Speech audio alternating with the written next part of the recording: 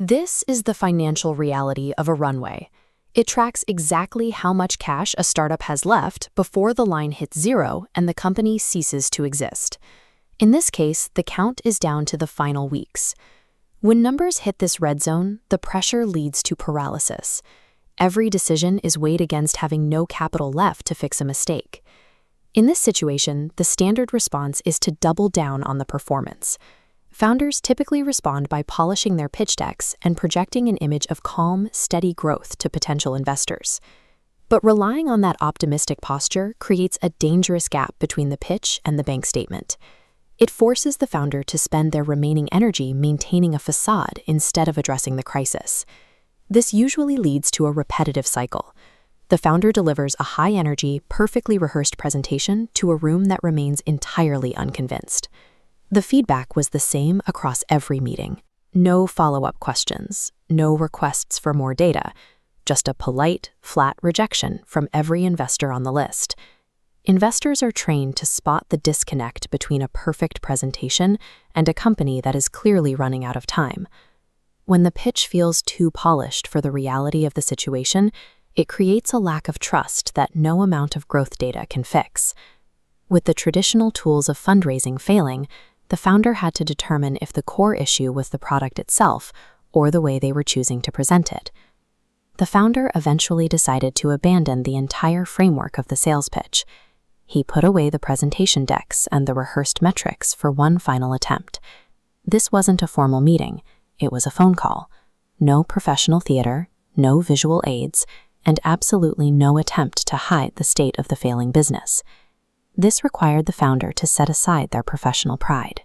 They had to stop pretending they had a solution for every hurdle and admit for the first time that the company was on the verge of collapsing. Stripping away that professional armor is a massive risk, but when conventional leverage is gone, being honest about the level of distress becomes the only tool left to use. Look at the difference between the two approaches.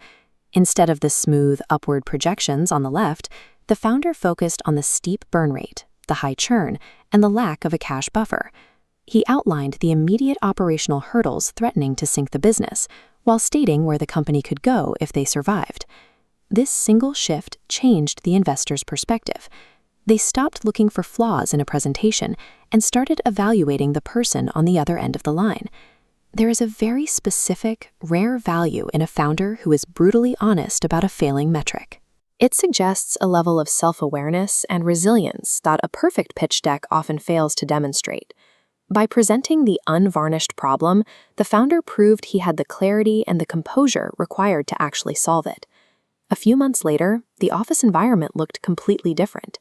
The kinetic energy of a growing team replaced the silence of the earlier weeks. The recovery was visible in the numbers. The team size expanded, the burn rate stabilized, and the company returned to a normal rhythm of operations.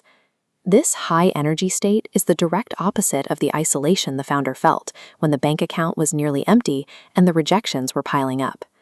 While the team's hard work drove the recovery, that progress only became possible because of the capital secured during that single, unvarnished conversation. The turning point didn't start with a sudden market shift or a product breakthrough.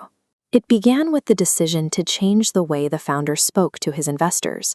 Ultimately, capital follows the person, not just the spreadsheet. Investors are looking for a reason to believe in the founder's persistence when things go wrong.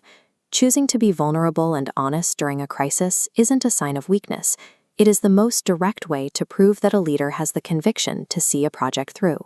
When the standard playbook fails, one decision to speak plainly can be the difference between closing the doors and staying in the game long enough to win.